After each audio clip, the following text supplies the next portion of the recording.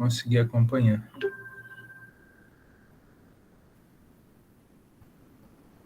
Pronto, com ela sendo gravada.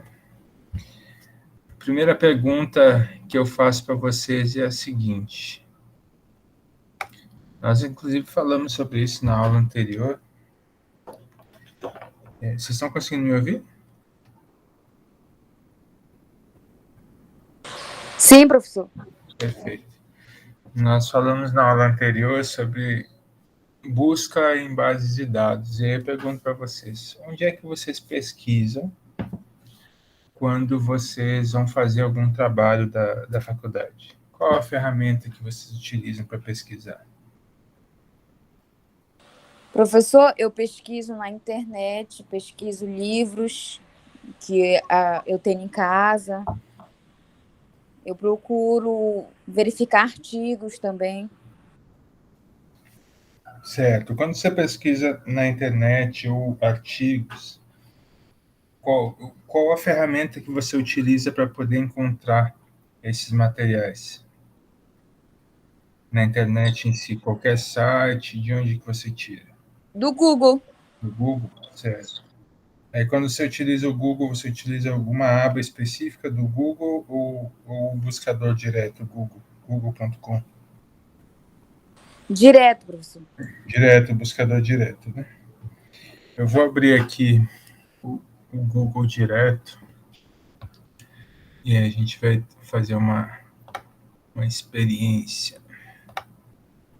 Deixa eu parar aqui essa apresentação e abrir o Google.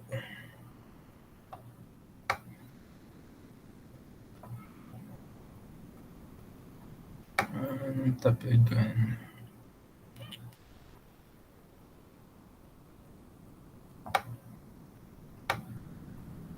Acho que vou ter que abrir uma outra aba. Outra janela do Google.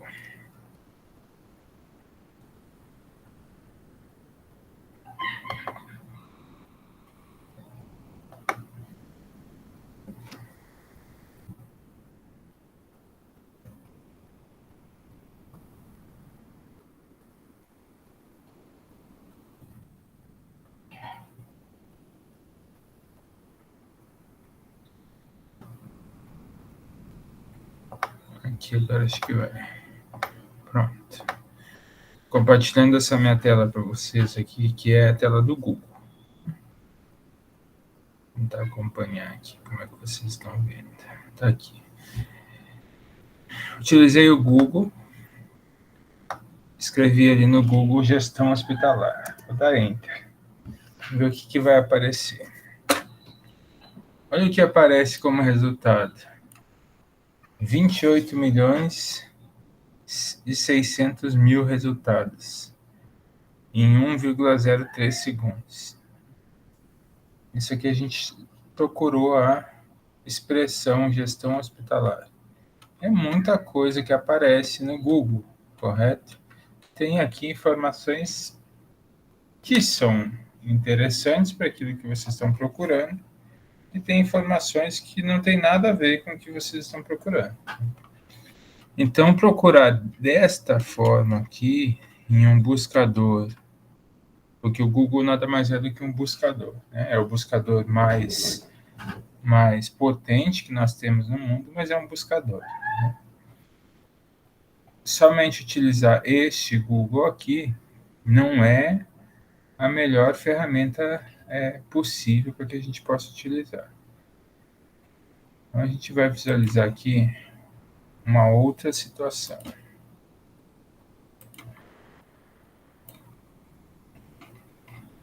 Está relacionada à nossa... Deixa eu habilitar de novo aqui essa janela da aula. E aí a gente vai assistir um pequeno vídeo que vai nos mostrar uma busca em bases de dados científica. Uma busca bem realizada em base de dados científica, ela te dá uma grande possibilidade de encontrar realmente aquilo que vocês querem, que vocês estão de fato buscando. Por exemplo, certamente vocês já fizeram uma pesquisa na internet, aí até mesmo no celular de vocês, sobre eu quero comprar um sapato, quero comprar uma roupa. Aí você vai lá no Google mesmo, mas aí normalmente a gente utiliza da barra no Google, a barra shopping, que é para compras. Eu quero um sapato. Aí você vai lá no Google e seleciona, ele vai te dar várias opções, mas na parte de sapatos é compra de sapato. E aí você vai poder escolher por tamanho, faixa de preço, cor, né? Se o sapato é masculino, se o sapato é feminino. Então existem filtros importantes aí para que a gente consiga encontrar de fato aquilo que a gente veio buscar. Então, um buscador, a gente pode utilizar ele de várias formas. Quanto mais específico, melhor. Eu saio de um universo de 3 milhões de sapatos para chegar naquele que é o sapato que realmente eu quero, um sapato no meu número, um sapato da cor que eu desejo, um sapato na faixa de preço que eu posso pagar, um sapato com frete grátis, porque eu não quero pagar frete. Então, isso é a utilização uma busca, um buscador, que eu posso, inclusive, explicar para alguém como que eu consegui chegar naquele sapato. Quando a gente está fazendo um trabalho na faculdade, a gente precisa indicar as referências, né? Mas além de indicar as referências, a gente precisa descrever a metodologia. Certamente vocês já tiveram noções de metodologia. E aí, quando a gente está descrevendo a metodologia, nada mais é do que eu conseguir explicar para a pessoa que está lendo como que eu cheguei naquele material, naquelas referências que eu estou utilizando. E isso faz todo sentido quando a gente fala de ciência. Porque ciência é quando a gente pode repetir o método em um período de tempo diferente, ou buscando informações diferentes, mas com o mesmo método. Ou então eu quero fazer a mesma busca, mas utilizando um outro método. Mas isso precisa ficar claro. Precisa ficar claro para o pesquisador que está lendo o formato, né, o método que o pesquisador iniciante ele fez com a sua coleta de dados. Então, uma ferramenta que é muito utilizada na área da saúde é a BIREM, ou Biblioteca Virtual em Saúde.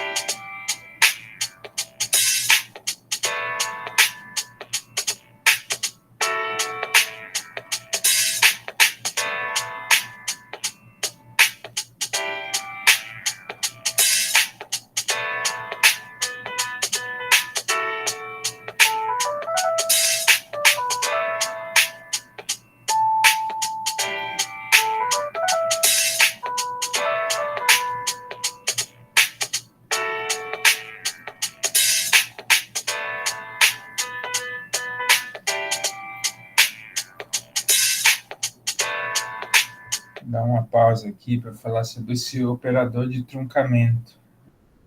O que é um operador de truncamento? Um operador de truncamento é esse asterisco que nós utilizamos ao fazer uma busca. Esse campo de busca aqui, ele é muito semelhante, é igual ao campo de busca lá do Google, né? Um espaço onde você vai escrever e vai clicar na lupa ali, ou vai dar o Enter. E o operador de booleano, né, o operador de truncamento, é esse operador aqui que tem um asterisco. Então, assim, quando a gente escreve, o que esse pesquisador aqui está procurando?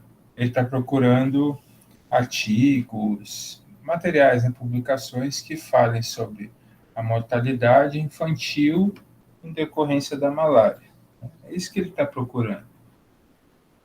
Agora, mortalidade, se eu escrever apenas mortalidade, só vai aparecer aqueles materiais que aparecem a palavra mortalidade como um todo. Agora, se eu utilizar o operador de truncamento, que é o asterisco, após o início da palavra, tá? Então, o início da palavra que a gente pode entender como sendo um radical, né? É um pouco mais do que o radical, é o prefixo e o radical ali da palavra. Então, assim, nós temos aqui mortale,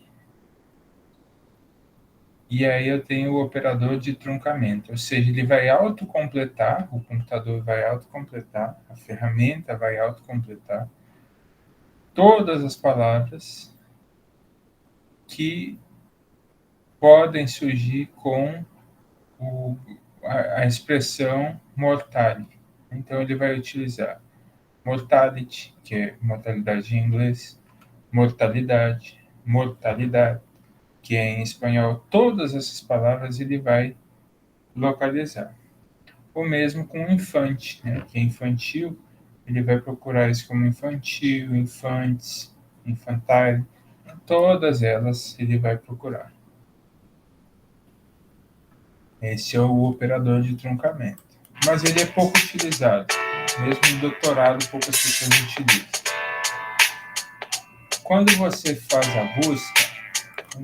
busca, o resultado ali é muito parecido com quando vocês fizeram ou fazem uma busca em um site de vendas, né? Vai aparecer várias informações. Americanas, por exemplo. Americanas, o aquele Magalu, né, da Magazine Luiza. Todos esses tipos de sites, quando a gente faz uma busca, vai aparecer o resultado e vai aparecer os filtros. Né? Da mesma forma, esse site, que é essa biblioteca virtual em saúde. Né? Isso aqui significa dizer que vocês têm acesso a várias bibliotecas que não estão, nem todas estão aqui no Brasil. Tem bibliotecas que estão fora do Brasil e vocês têm acesso a elas. Né? E isso você consegue fazer a sua pesquisa e vai aparecer um resultado. Olha o resultado que surgiu quando este pesquisador aqui ele escreveu mortality, aí ele mortale, né? E aí colocou o operador de truncamento, infante, operador de truncamento e malária. Pesquisou, apareceu como resultado 2.913 resultados. Alguns deles são repetidos, tá? Por quê? Porque ele vai pegar aqui a biblioteca foi publicado na revista X, mas o site Y ele republicou, né? Ou ele tem a chamada. Então, vai aparecer duas vezes o mesmo material aqui. Mas isso com os filtros a gente vai conseguindo tirar eles. Mas notem essa diferença aqui, ó, de 2.913 resultados, nem tudo eu tenho acesso ao material completo. Eu sei que foi publicado, mas eu não tenho acesso ao material completo. Desses 2.913, quantos estão disponíveis em texto completo que eu possa baixar aqui no computador agora, sem custo? São esses aqui, ó, 1.365. Deixa eu ver se tem alguém aqui tentando entrar. Não.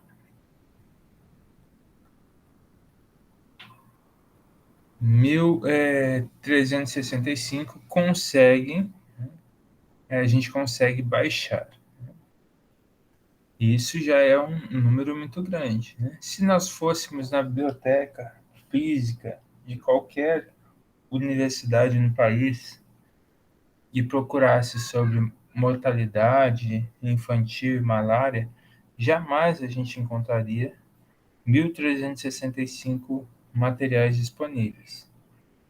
Agora, nem tudo aqui vai falar sobre aquilo que realmente a pessoa está procurando. Pode ser que tenha que apareça a palavra malária, mas que de fato não fale sobre a mortalidade infantil e a malária, né, no sentido que ele está pesquisando. Então, esses são filtros que ele vai fazendo.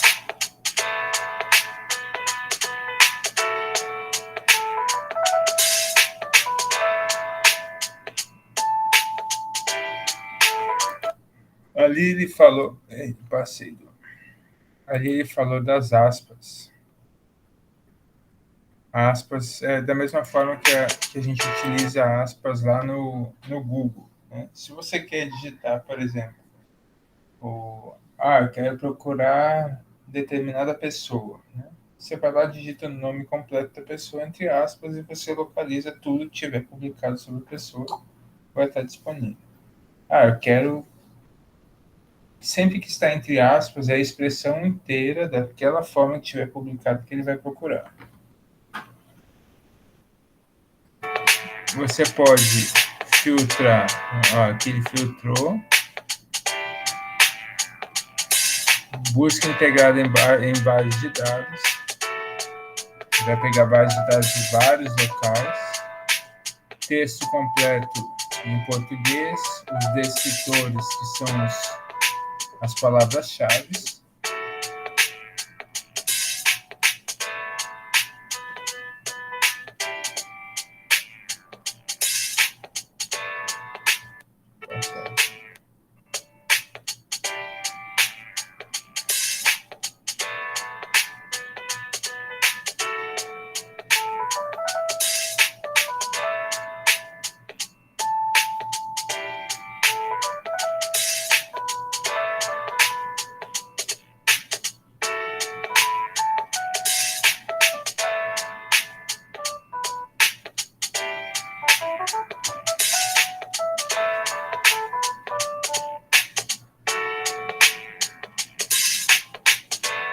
O que ele está fazendo, quando utiliza esse AND, ele está utilizando operadores booleanos, né? São 3 operadores booleanos que existem.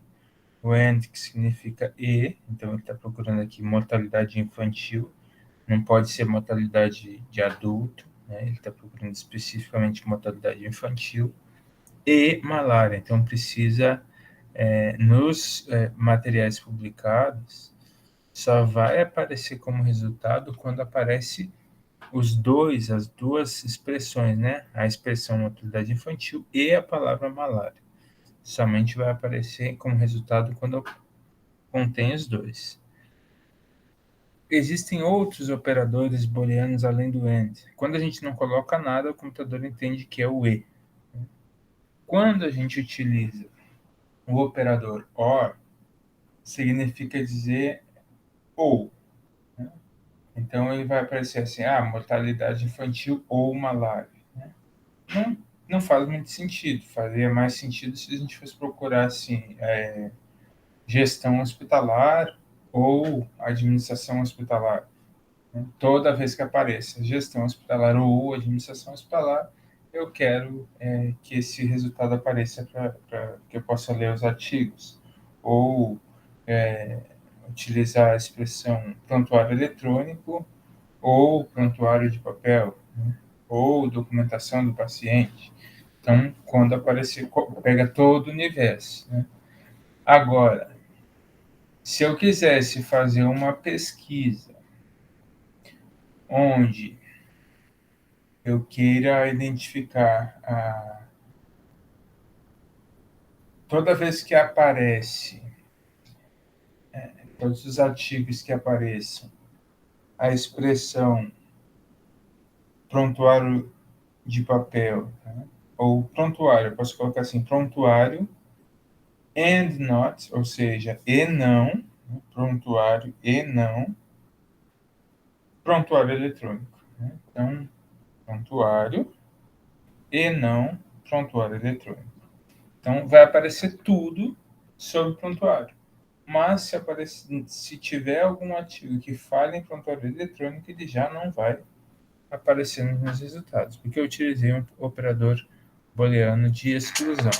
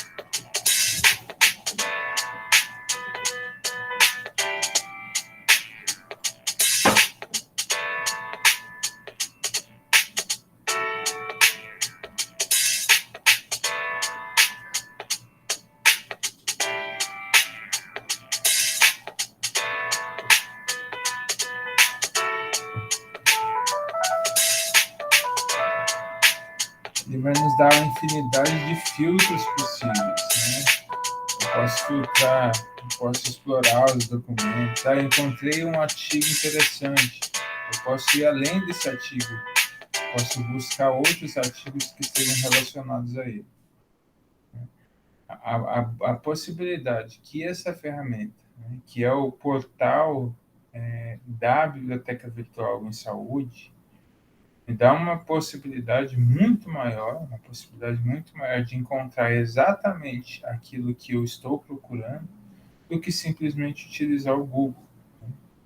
Ah, até hoje vocês utilizaram o Google, pois passem a utilizar uma biblioteca virtual em saúde, porque ela vai ajudar muito nesse sentido.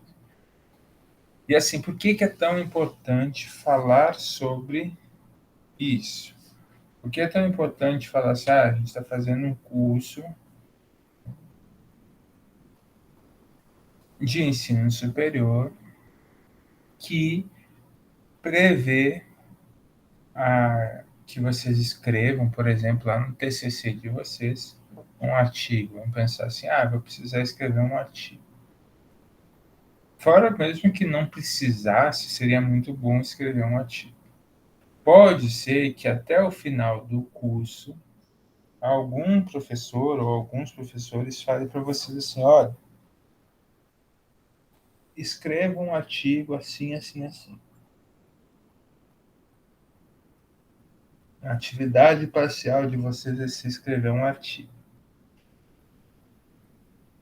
Se eu pedisse para que vocês, hoje, criassem uma história em quadrinhos, qual seria o primeiro passo que vocês dariam? O primeiro passo é buscar histórias em quadrinhos e ler uma história em quadrinhos, ver como que é uma história em quadrinhos. Por mais que você já tenha conhecimento prévio sobre o que seja uma história em quadrinhos, um HQ. Você conhece, você sabe, como é que é a revista da Mônica? A revista da Mônica é uma história em quadrinhos, né? Tem linhas, tem os quadros, né? Cada quadro vai corresponder a uma fase ali da história. A leitura dos quadros é da esquerda para a direita, de cima para baixo. Então a gente sabe como funciona uma história em quadrinhos.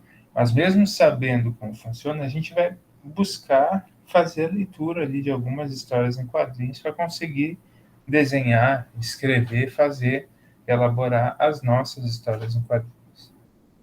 Posso pedir? Posso pedir. E vocês vão conseguir fazer, certamente. Mas o que eu estou falando é que vocês vão, primeiro, buscar exemplos de histórias em quadrinhos. Depois, apropriados do método, você vai elaborar suas histórias em quadrinhos. Da mesma forma, quando o professor fala para você assim, vocês devem escrever um artigo, a gente não começa do zero, a gente vai fazer muita leitura de artigos, até que a gente consiga desenvolver o nosso artigo em si. Então, é mais ou menos nesse sentido. E qual o local melhor para que a gente possa encontrar esta biblioteca virtual em saúde? Quando a gente fala em buscar materiais, buscar produções, a gente está falando em melhorar o nosso perfil profissional. Né? Eu estou fazendo uma leitura, então melhoro o meu perfil profissional, desenvolvo esse perfil profissional.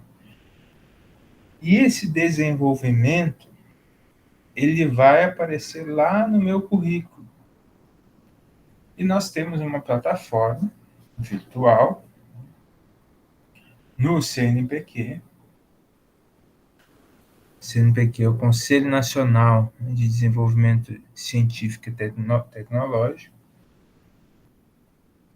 E lá no CNPq, eu vou conseguir elaborar, montar o meu currículo. Eu consigo montar o meu currículo, que a gente chama de currículo Lattes.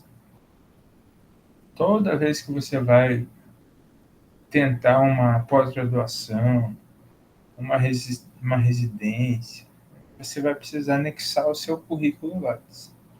Aí você foi anexar o currículo Lattes, mas para isso eu tenho que montar o meu currículo Lattes.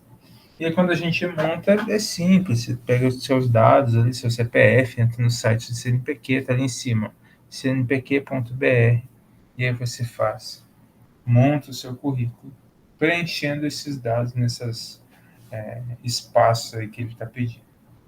Preenche todos os dados. E aí eu falo uma coisa para vocês. Surge ao longo do curso, surge algumas oportunidades, né?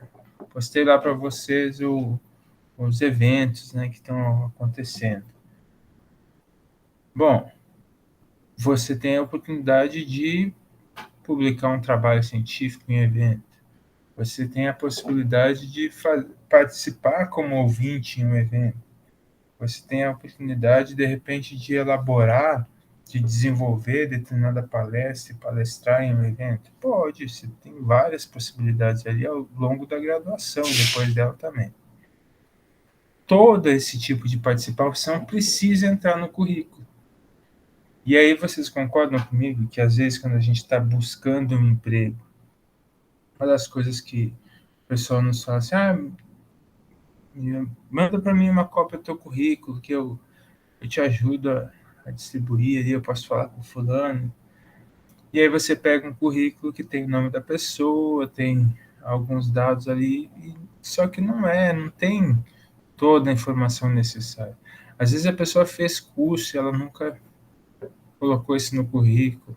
Às vezes a pessoa fez, né, teve produções, ela nunca colocou isso no currículo. O empregador ele não consegue enxergar isso.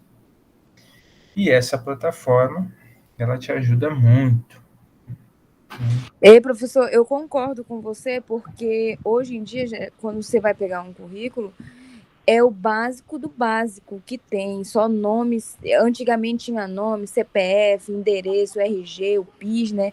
Hoje em dia só é nome, o e-mail e o número, o que você estudou e as considerações lá no final, só. Parece assim, ou a pessoa não fez nada até então, ou ela não sabe montar o currículo, ou ela quis suprimir alguma informação no currículo, né? Mas assim, qual o sentido disso? Qual o sentido dessa? É importante, o currículo é nada mais é do que o nosso cartão de visita para esse empregador, no caso, né? E assim, pode ser para o empregador, mas eu estou falando aqui para vocês que vão sair do curso, e aí saindo do curso, de repente, a CES, ela abre, está previsto, né? Eu até falo para vocês, está previsto. A formatura de vocês é quando? Qual é a previsão de terminar o curso?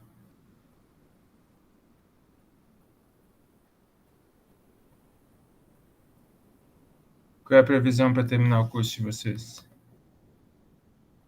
Vocês lembram?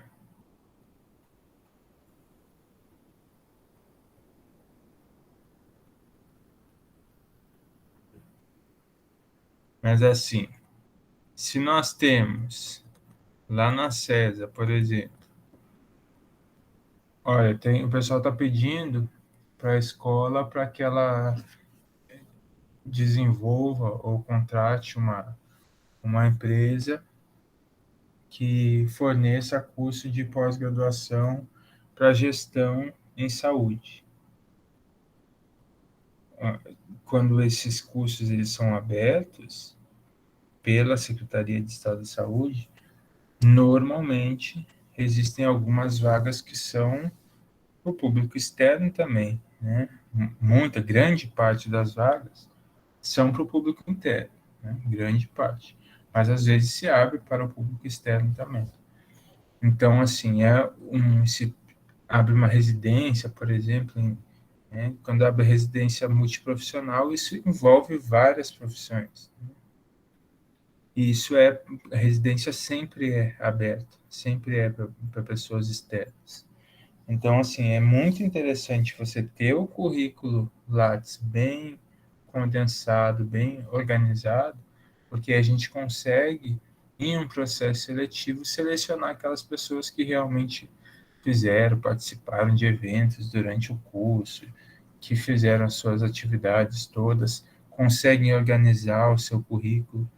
E assim, gente, eu sempre, desde que eu, na faculdade, eu estava no terceiro semestre, eu aprendi a fazer um currículo Lattes. Aí eu comecei a elaborar o meu, eu guardo tudo nas pastas, os comprovantes, todo o curso que eu faço. Fiz uma palestra, eu guardo o comprovante da palestra que eu ministrei, tudo. Está tudo organizado lá. E no meu lado está tudo disponível também. Às vezes o pessoal pede, imprime teu currículo Lattes.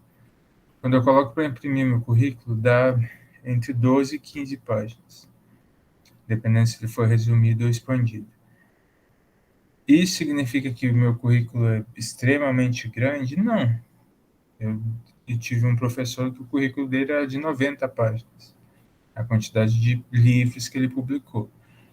Mas, assim, tudo que eu faço, eu coloco no meu currículo.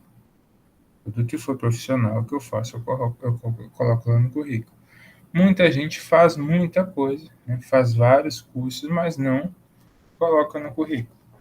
Então, assim, a hora que eu precisar, eu posso selecionar e imprimir e entregar.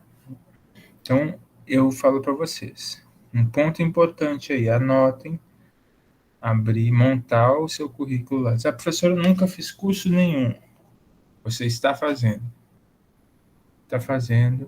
gestão hospitalar na FCA, né? Já é o começo. Aí você vai colocar seu nome, a instituição onde você está fazendo o curso, qual é a provisão, quando que você entrou, coloca que está em andamento. Surgiu uma possibilidade de participar de uma feira, coloca lá. Surgiu a oportunidade de elaborar um trabalho técnico, coloca lá. E aí a gente vai começar, eu vou mostrar uma tela agora para vocês, que é uma tela de produções. A tela de produções ela é excelente, olha só, produções. Lá dentro do currículo Lattes, da plataforma do CNPq tem essa tela aí, que é a tela de produções. Normalmente as pessoas elas olham apenas, até vou habilitar aqui a caneta. Normalmente as pessoas, os profissionais, eles olham somente esta aba da produção, que chama produção bibliográfica. Normalmente as pessoas só olham para isso. O que significa uma produção bibliográfica? Pode ser assim, que o professor de vocês, se tem professor que publica artigo, né?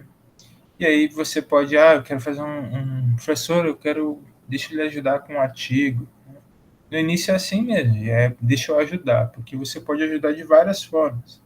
Pode ser na organização, pode ser na formatação, pode ser no entendimento, Eu lembro de uma professora que ela chamava o pessoal da iniciação científica, porque a linguagem que ela utilizava era uma linguagem extremamente técnica, e ela estava querendo publicar um artigo que fosse mais acolhedor para pessoas que não tivessem aquela linguagem dela. E então ela chamou uma série de bolsistas, e o que eles faziam era traduzir dessa linguagem técnica para uma linguagem menos formal, ainda técnica, mas menos formal, para que ela pudesse publicar. E aí eles se tornavam automaticamente autores junto com ela desse artigo.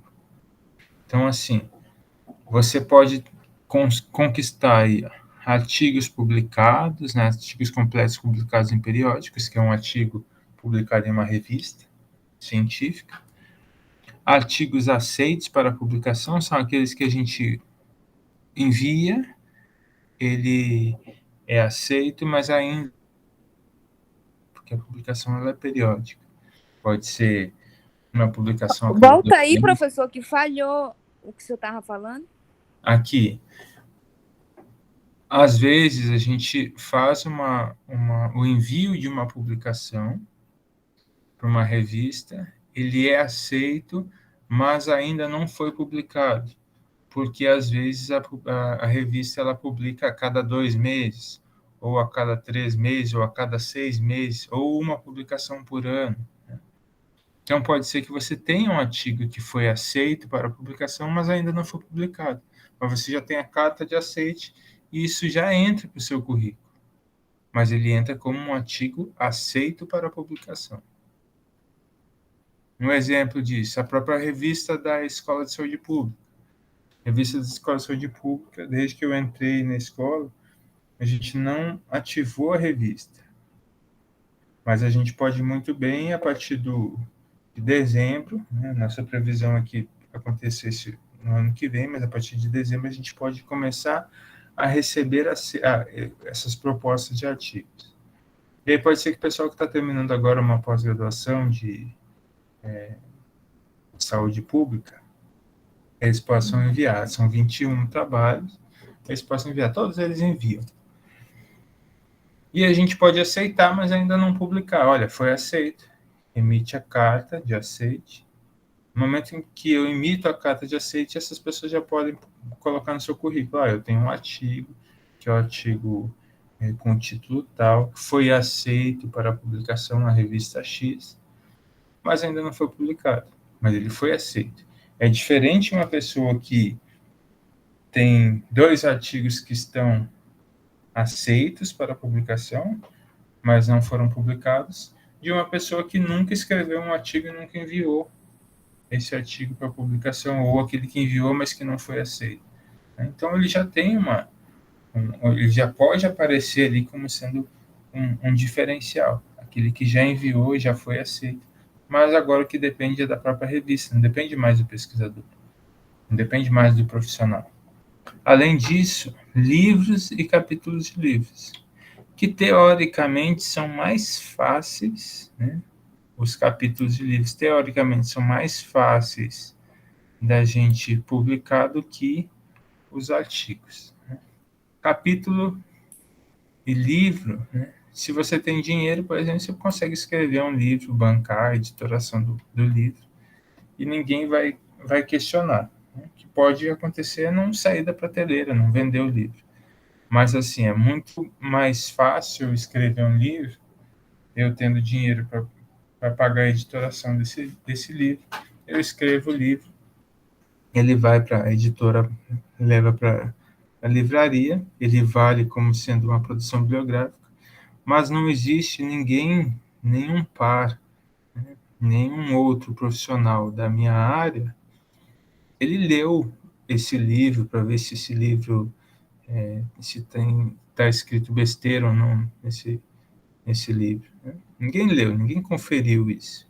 É por isso que muitas das vezes, quando a gente utiliza, quando a gente vai escrever um trabalho técnico, científico, vai escrever uma dissertação lá no mestrado ou um doutorado, pouco se usa livro como referência. O que se mais utiliza é artigo como referência, porque artigo depende de uma pessoa, de um profissional ou uma comissão de profissionais que vão avaliar se aquele material ele está de acordo, se está certo, se não está certo. Né? Então, isso já é uma outra possibilidade. Pode escrever livro e capítulo? Pode. Eu mesmo tenho 2 capítulos de livro que são escritos.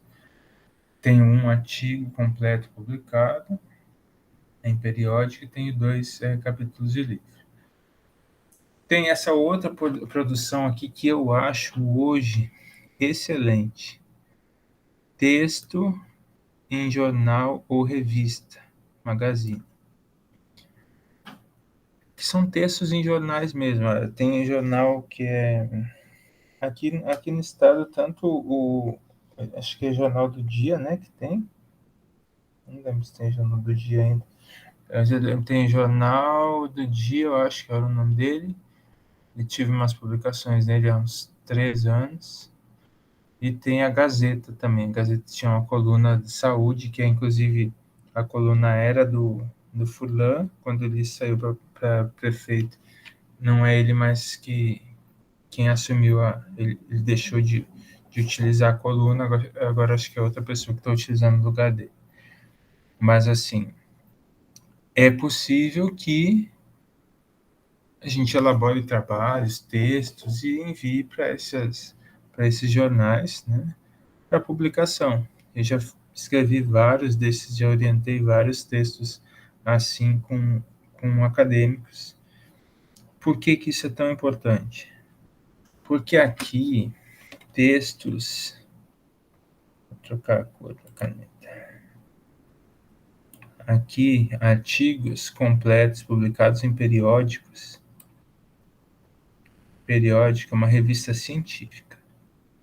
Lembra daquela professora que eu falei para vocês que ela tinha uma linguagem muito técnica e algumas pessoas só que iam conseguir fazer leitura? Aqui, eu tenho um texto em jornal. Quem lê artigo científico? É o pesquisador. Próprios pesquisadores consomem aquilo que eles produzem. Quem lê jornal? A população em geral. Ah, professor, como é que eu posso fazer? Eu faço gestão e eu quero escrever as duas coisas. Quero escrever tanto um artigo científico, quanto eu quero escrever um texto em jornal. Você pode fazer um trabalho, e esse trabalho você pode falar, eu gostaria de falar sobre hotelaria hospitalar. Aí você vai lá e escreve um trabalho científico sobre hotelaria hospitalar, faz uma boa revisão teórica, conceitual sobre hotelaria hospitalar, desenvolve um artigo completo, envia para publicação, ele é aceito, você consegue publicar, excelente. Mas a linguagem que você utiliza aqui,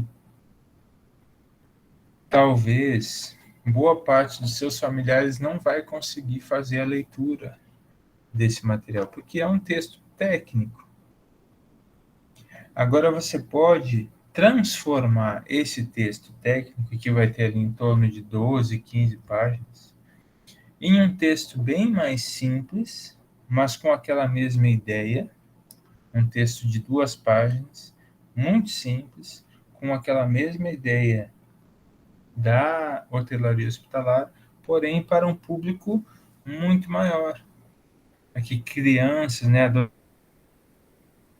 adolescentes consigam entender o papel da hotelaria hospitalar, para que idosos consigam ler, população que nunca ouviu falar de hotelaria hospitalar consiga entender o que é a sua mensagem. E isso é muito importante na publicação em jornal ou revista de magazine.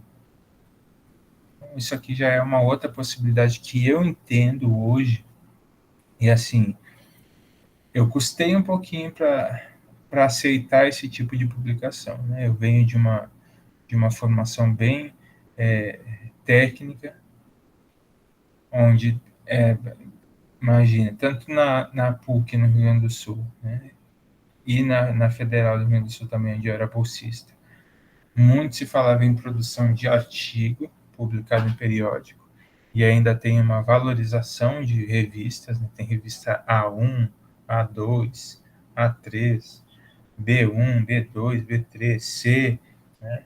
Então, se eu publico numa revista C, vale menos do que se eu publicar numa revista A. Então, se você vai para um doutorado, nem adianta publicar na revista C. O mestrado dá, mas para o doutorado não, tem que ser A ou B. Então, já existe valorização para o local onde você publicou. E aí, quando eu comecei a enxergar esses textos em jornais, eu achei, poxa, será que vale a pena escrever um texto desse? E eu comecei a enxergar o quanto isso é bom para a população. Vocês podem, por exemplo, escrever um texto para o jornal. Isso que eu estou falando sempre, é claro, com a orientação de um professor. Mas vocês podem escrever assim, eu quero falar sobre os impactos na gestão hospitalar quando a família leva o lanche para o hospital. Ou então, quando a família leva, quando o paciente leva, a família leva ventilador para o hospital. Olha, a biossegurança, né, que é em serviço de saúde, né, lá no HCAL, por exemplo, o que é que o paciente pode levar para o HCAL? O paciente pode levar uma cadeira de plástico, daquelas cadeiras duras de plástico, né? Ele pode levar uma cadeira de plástico para o seu acompanhante sentar, e ele pode levar um ventilador. Isso ele pode. Ele pode levar uma televisão? Não, não pode. Ele pode levar um micro-ondas para de repente fazer uma merenda? Não, não pode. A população sabe disso? A população sabe disso pela rádio cipó, né? Porque um vai falando para o outro, pode, não pode. Mas não seria interessante alguém da gestão hospitalar escrever um texto? Você sabe o que pode e o que não pode levar para o hospital? Ou então, quais são os cuidados que você deve ter antes de ir para o hospital? Por exemplo, vocês poderiam fazer ter uma noção assim de que até que ponto vale a pena visitar a mãe e o recém-nascido na maternidade. Você está levando riscos, né, de fora para dentro da maternidade. Você está trazendo riscos de dentro para fora da maternidade. Então, pode se escrever algo nesse sentido. Poderia ter um espaço de convivência para que essas gestantes elas recebessem as pessoas sem que precisasse entrar no quarto. Tudo isso poderia ser pensado e escrito em um texto em jornal. Para a população seria magnífico, ela receberia uma informação ali muito preciosa de profissionais de informação que são altamente qualificados para esse tipo de informação. Além disso, trabalhos publicados em anais de eventos. Isso não dá para perder, gente. Sempre que aparece, tem um congresso no dia X. Se tiver escrito lá no congresso, aceitamos trabalhos até o dia tal, escreve alguma coisa, fale com o professor e diga, eu quero escrever sobre tal coisa. Vamos escrever? Vamos. Porque assim, se for aceito, vale ponto para ti fora da faculdade, né? Vale um ponto para o teu currículo, porque você vai ter uma publicação em anais de eventos. Se não for aceito, fica na mesma, porque se já não tem agora, vai continuar sem ter. Qual é o risco? O risco é você conseguir se desenvolver cada vez mais como profissional. E chegar no final do curso e olhar assim, eu consegui escrever dois trabalhos publicados nesse ano. Apresentação de trabalho, e é outra situação, né? Uma coisa é eu ter o trabalho publicado em anais de eventos, outra coisa é eu apresentar esse trabalho. Já vale mais um pouquinho. Palestra. Pode desenvolver uma palestra. Está tendo Novembro Azul, Dezembro Vermelho. Pode montar uma palestra, faz uma palestra, leva informações, né? Esse é um bom espaço para poder identificar aí a possibilidade. Partitura musical, você sabe escrever, né, a partitura. Que interessante seria fazer um estudo sobre a musicoterapia em ambiente hospitalar. O quanto que isso pode impactar na gestão. E aí você vai lá e escreve partitura. Essa daqui poderia ser tocada nos corredores, na sala de espera, ou quando tivesse para fazer algum exame, assim. Poderia muito ser utilizado, trabalhado dessa forma.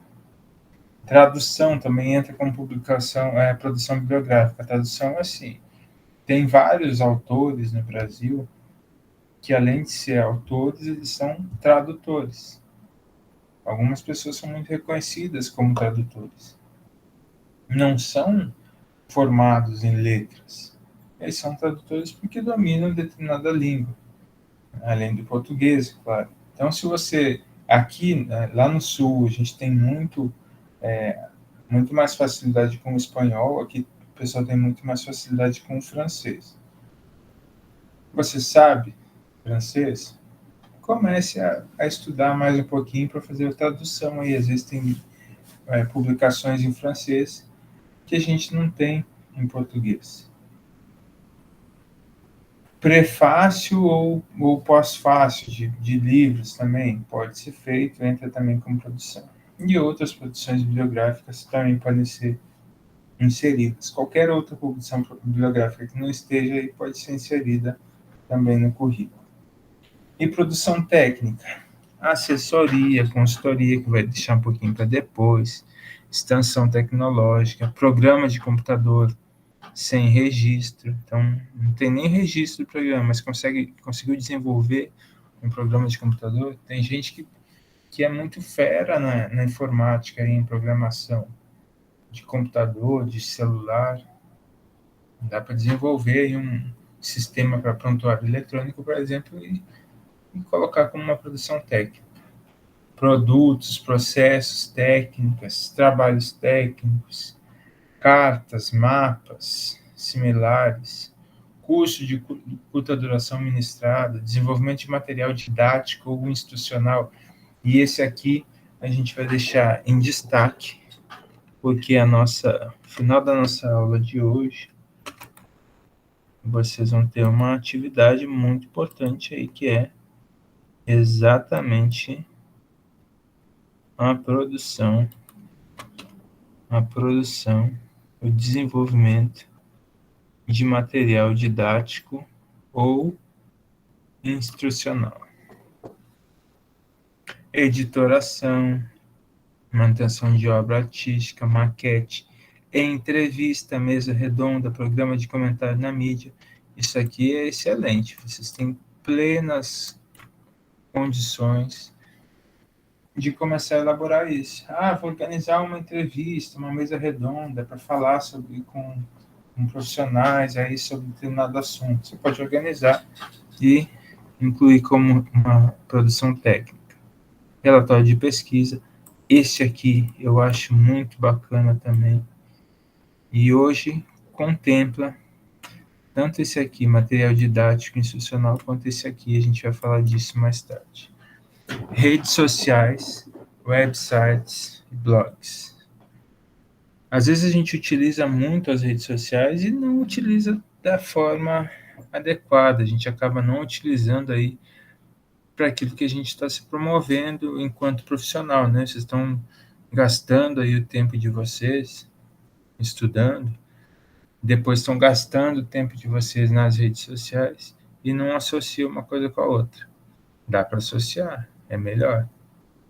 Outras produções técnicas também são possíveis. Outras produções artísticas e cultural, artes cênicas, música, artes visuais, outra produção artística e cultural. Eu gosto muito, um hobby que eu tenho aí nos últimos meses, está relacionado à mágica. E eu posso roteirizar essas mágicas, trazendo essa mágica lá para a humanidade, né? Eu posso roteirizar essas mágicas, e a ideia sempre é roteirizar elas para educação e saúde, para educação popular em saúde, EPS. Roteirizando as mágicas, eu consigo produzir, incluir isso no meu currículo como uma produção artística e cultural. Tem pessoas no grupo que fazem paródia, escrevem músicas. Eles podem e devem incluir isso no seu currículo. Outras noções de artes visuais, então teatros, né, a gente pode colocar, pode fazer, eu vou desenvolver um quadro, né, autoexplicativo. Tudo isso vai entrando para o currículo e, é claro, a gente precisa registrar. Se é uma música, vai a letra, a partitura ou a cifra da música. Né? Isso vai tudo anexar depois no currículo. Né? No currículo físico, além do currículo do sistema. Gente, isso aqui é uma noção bem básica sobre o Lattes. Eu quero que vocês anotem isso aqui, ó. Currículo Lattes. E aí, quem não tem, acredito que a maioria não tenha. Quem não tem, comece a fazer o seu cadastro. Comece a desenvolver o seu currículo.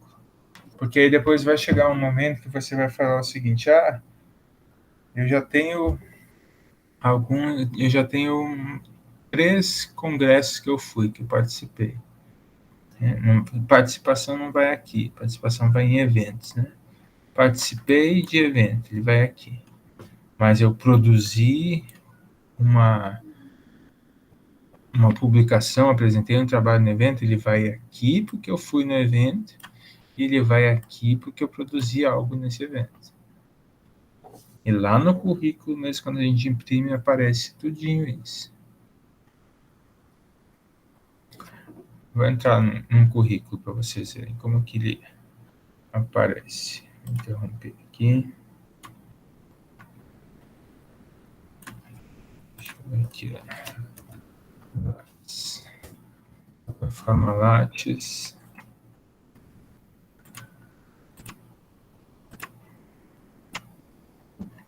Esta aqui é a plataforma.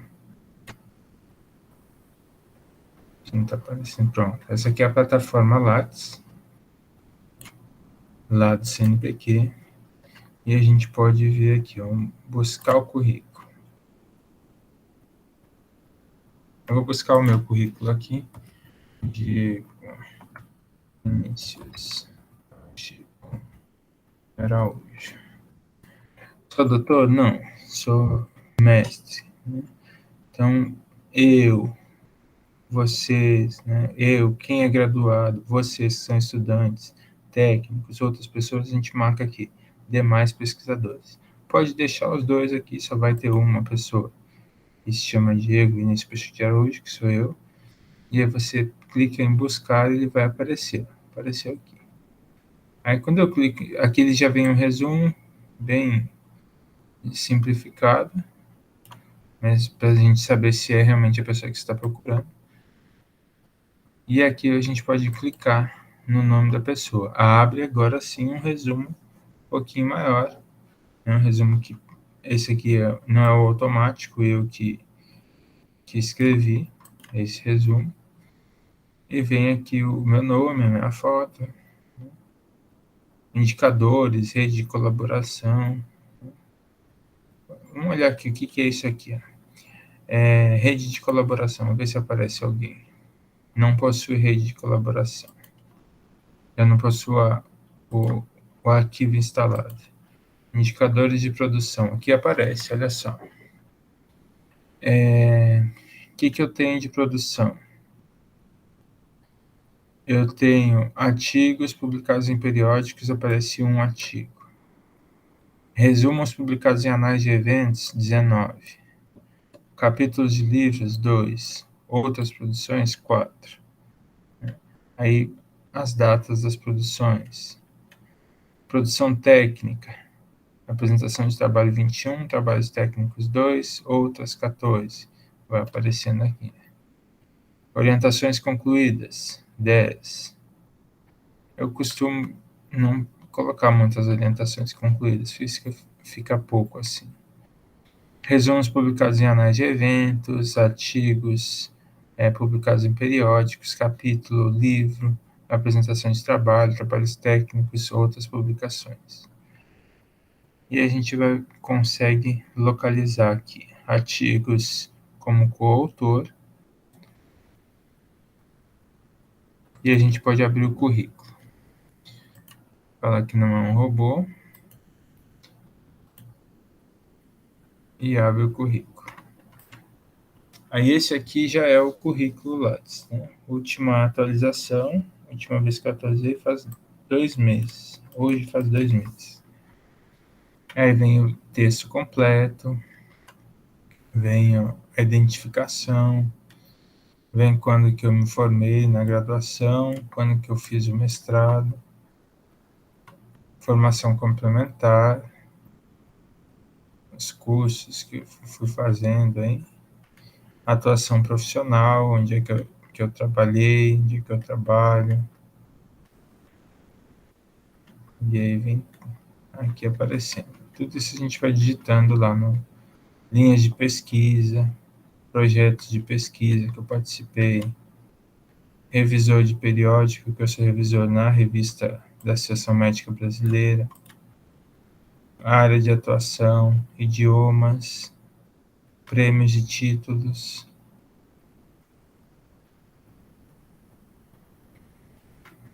E aqui vem as produções. Ó.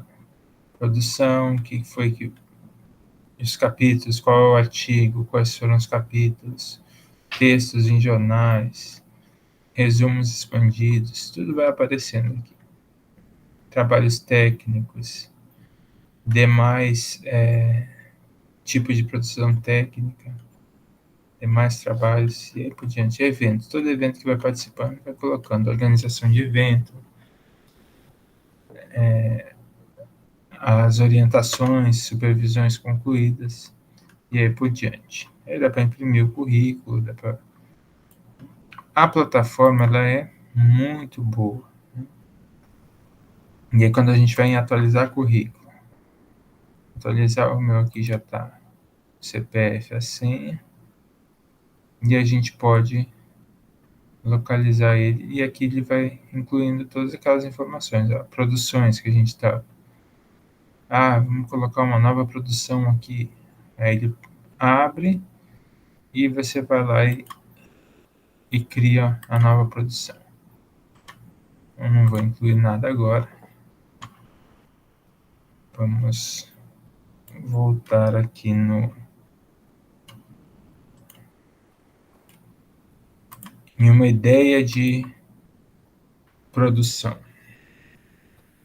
Certamente vocês já viram um folder. Certamente vocês já viram um folder. Mas o que é um folder? Folder é desses documentos informativos, né, que tem ali praticamente o tamanho de uma folha A4. Ele é dobrado, né, em 3 partes iguais. E eles trazem informações, né, em 6 faces dessa mesma página, da mesma página, dessa mesma folha. 6 faces, 3 faces em cada página. É um material muito importante. Para a gestão hospitalar, é um material que sempre o pessoal utiliza, tanto o folder quanto aqueles que são menores, que são os cards, que são os flies, né? Tem apenas uma face. Mas o folder é muito utilizado. Se a gente for hoje em qualquer um dos hospitais, tanto nos hospitais, principalmente nos privados, mas se for nos públicos também vai aparecer alguns folders explicando. Agora, por exemplo, se você for, vai ter sobre Novembro Azul, algum folder, o pessoal olhar, conseguir identificar, conhecer, ter informações a respeito. E o que é o folder? O folder é um material originalmente impresso de divulgação que pode ter tamanhos e formatos variáveis. Como o próprio nome já diz, sua principal característica é a presença de dobras verticais ou horizontais. Esse tipo de material gráfico pode ser utilizado de diversas formas, seja apresentar um estabelecimento de saúde, detalhar seus produtos ou serviços.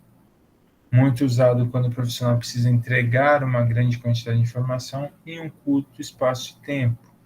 Então, é um material muito importante que a gente pode utilizar sempre nessa mão dele. Vocês já utilizaram, né, já elaboraram materiais gráficos? Certamente já. Em algum momento da vida de vocês, seja lá no ensino médio, vocês já elaboraram algum material, um cartaz, né? Materiais gráficos a gente já montou, sempre. O folder é um formato muito eficiente para fazer com que a pessoa lembre da informação e também lembre de quem elaborou. Então, por isso que uma das faces desse folder a gente costuma dedicar para quem está montando, para quem está elaborando. Por isso que a gente deixa aqui uma face, por exemplo, isso aqui deixou essa face aqui, que usualmente é a face que a gente vai informar, né? Está dizendo aqui quem elaborou, aparece o contato das pessoas, telefones úteis. Isso aqui é uma possibilidade muito grande.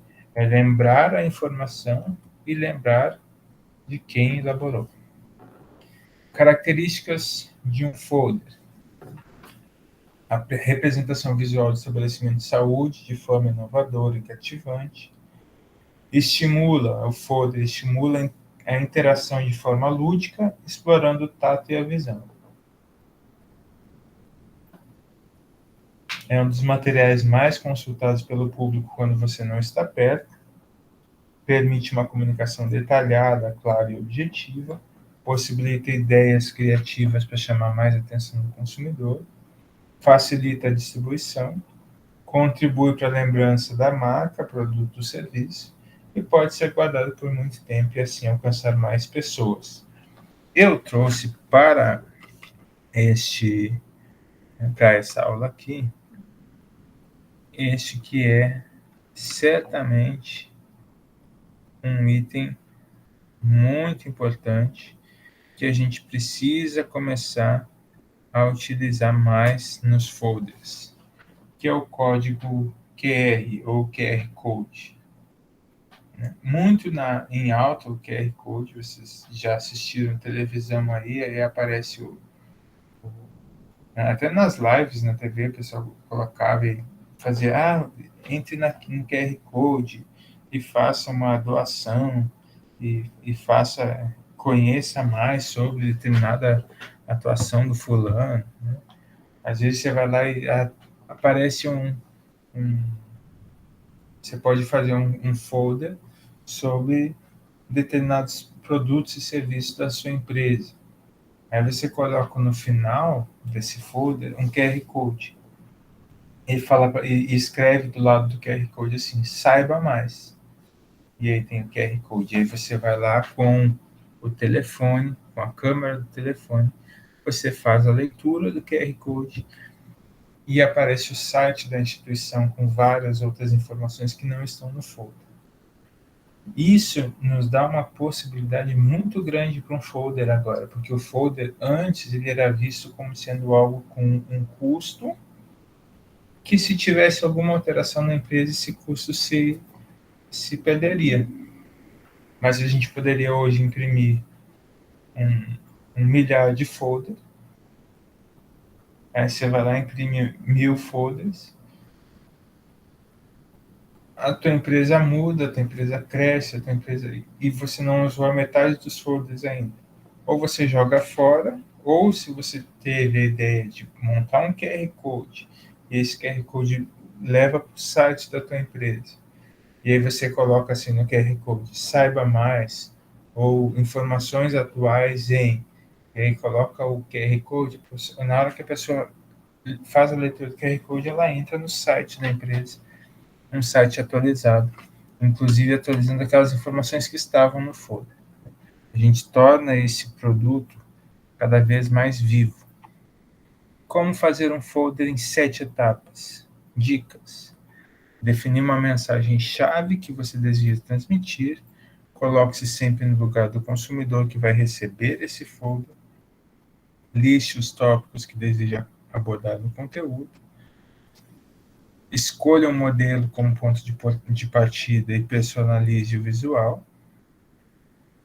Siga uma padronização visual da sua marca, caso você já tenha uma padronização, ou desenvolva ela. Encerre com informações de contato, que é aquilo que eu falei, não esquecendo do QR Code, sempre que possível.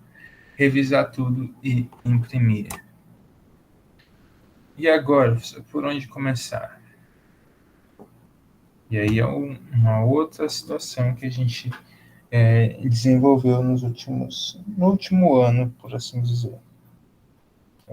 Foi de 2020, em final de 2020, início de 2021, eu comecei a utilizar de uma ferramenta que ajuda muito nessa questão que é por onde começar. O nome dessa ferramenta é Briefing. Briefing nada mais é do que um resumo. É um documento que reúne todas as ideias que o cliente tem, seja para criar uma identidade visual, campanhas de marketing, site, vídeo, entre outros. É um resumo. O que é para fazer nesse folder? O que é para fazer nesse vídeo, nessa mensagem, né? Nessa campanha, nesse card?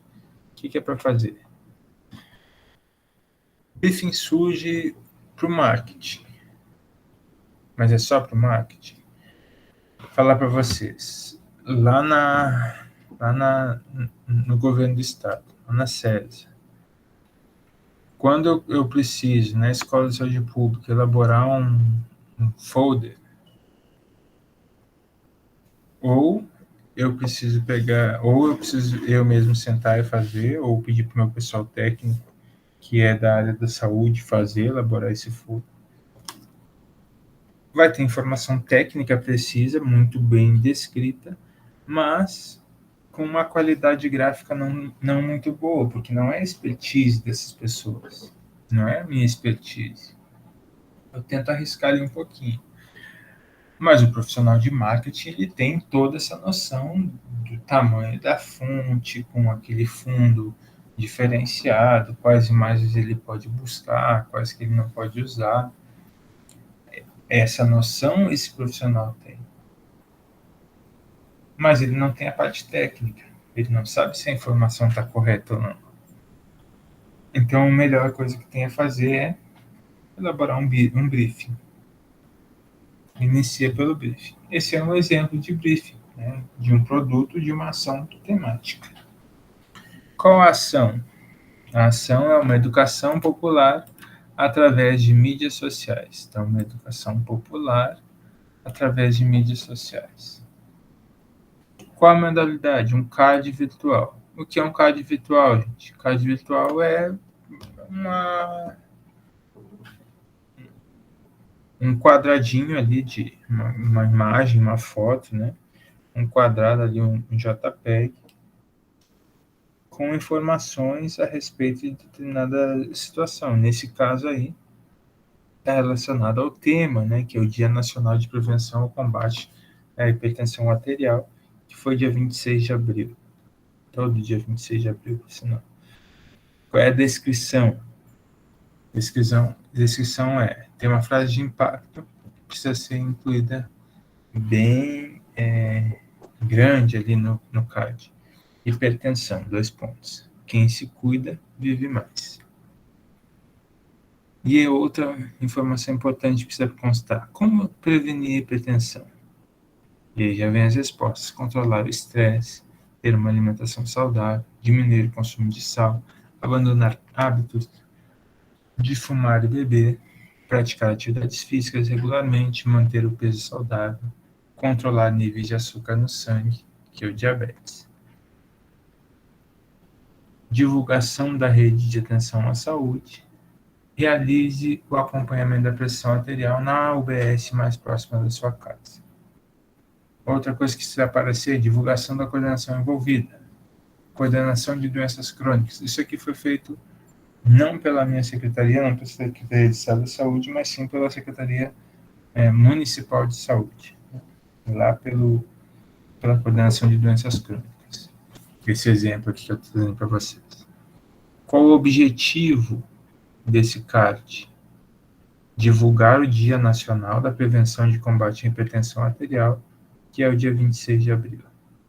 Se eu tenho data no objetivo, eu já preciso saber que isso precisa estar pronto no dia 26 de abril.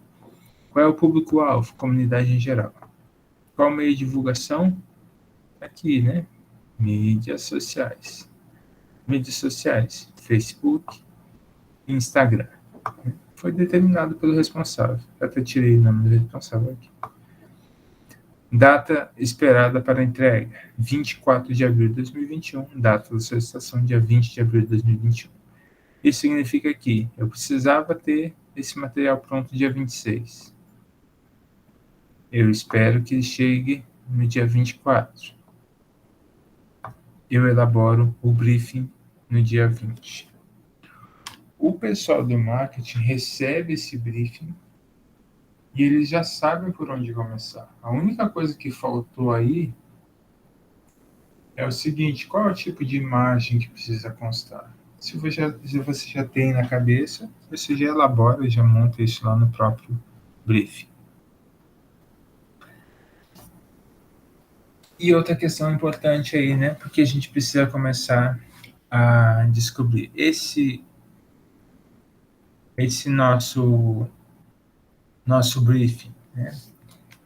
Ele precisa ser desenvolvido e a gente precisa entender se as redes sociais, né, elas são importantes. Por que eu preciso me excluir das redes sociais enquanto um profissional? Eu preciso ter a disciplina de entender que isso pode promover a saúde das pessoas. Então, assim, eu preciso olhar para essas redes sociais da seguinte forma, com essa frase aqui: ó: a vida não oferece promessas e nem garantias, apenas possibilidades e oportunidades. É para sair das redes sociais? Não. O que eu preciso é aprender a lidar com elas enquanto um profissional. O uso das mídias sociais como ferramenta é possível? É altamente possível. Mas a gente tem que ter cuidado, a gente tem que ter ética nas redes sociais. Tudo pode ser dito nas redes sociais, algumas pessoas dizem. Outras pessoas falam: não, as responsabilidades do ambiente virtual e real são as mesmas. Os internautas são sujeitos, inclusive, às mesmas penalidades previstas em lei, com um agravante: as publicações podem servir como prova. Você é responsável por tudo que você publica. Então tem que ter um cuidado muito grande aí com as redes sociais.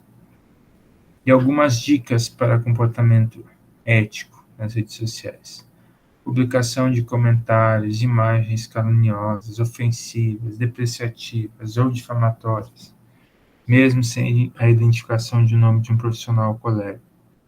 Cuidado com plágio, violação ao direito autoral, apropriação de ideias do trabalho de outros sem a atribuição do crédito devido não é legal.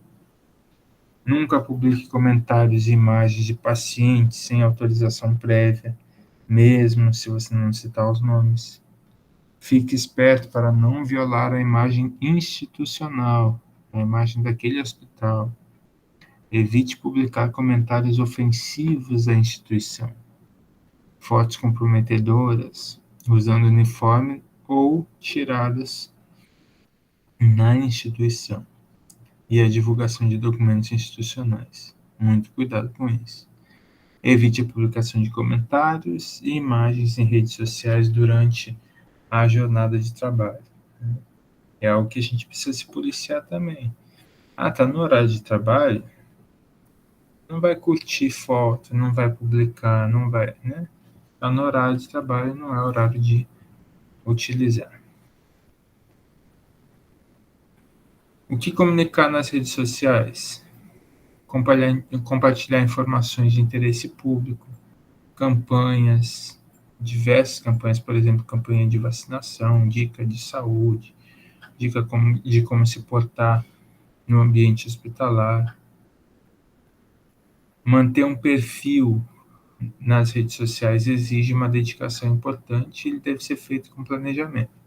Eu confesso que eu estou nas redes sociais, mas não tenho organizado esse planejamento ainda. Mas a minha meta é, para o ano que vem, eu conseguir montar aí uma estrutura de calendário, onde na segunda-feira, no domingo, por exemplo, eu vou postar lá no Facebook sobre determinada situação.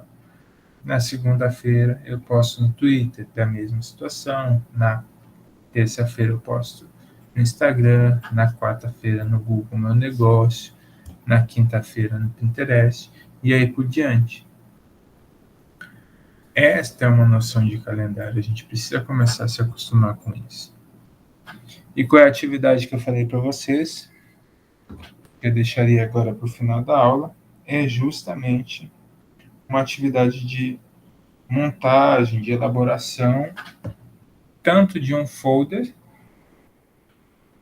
quanto de uma publicação em mídias sociais. Então, assim, printem essa tela aí, tirem foto dessa tela aí, e aí vocês vão ver que nós temos, assim, o folder, numa folha de papel A4, por exemplo, ele tem 6 faces. Tem a face da capa, que é a face número 1, é a capa e o verso da capa. A contracapa, que é o número 2, e também é o verso da contracapa.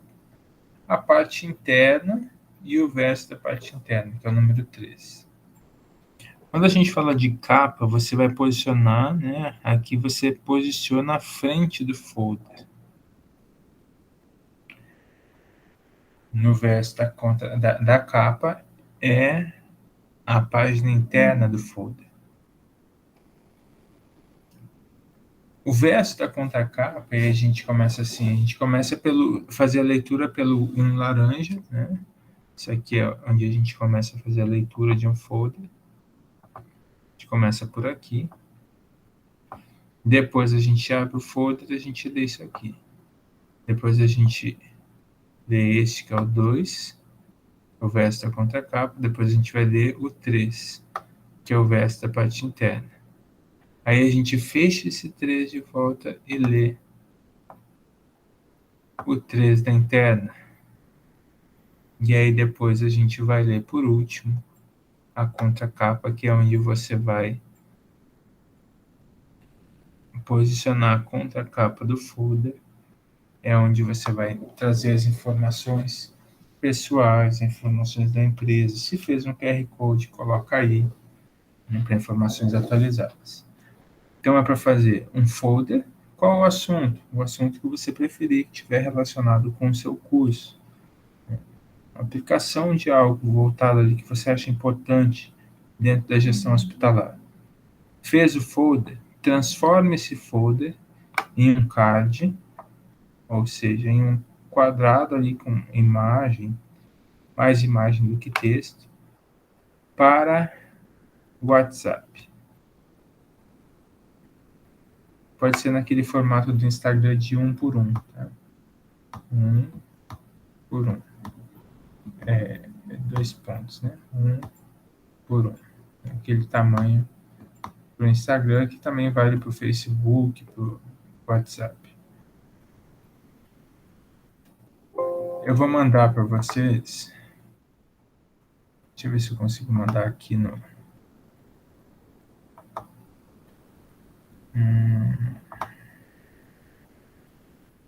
Deixa eu ver se eu encontro ele aqui.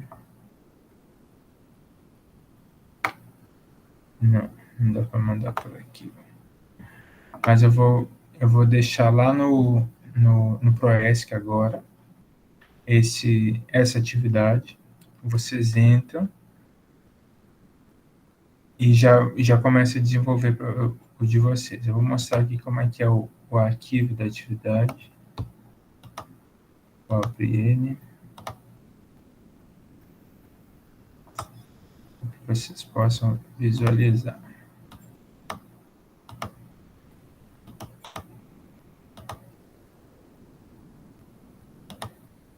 Aqui. Olha. Atividade de fixação e elaboração do briefing, né? Então, elaboração de folder de educação popular através de mídias sociais. Modalidade, você vai escrever aqui, a modalidade é folder. Tema, qual é o tema você vai escolher. Qual é a data do evento? É a data que seria... Para que eu não quero que vocês imprimam e distribuam o folder agora.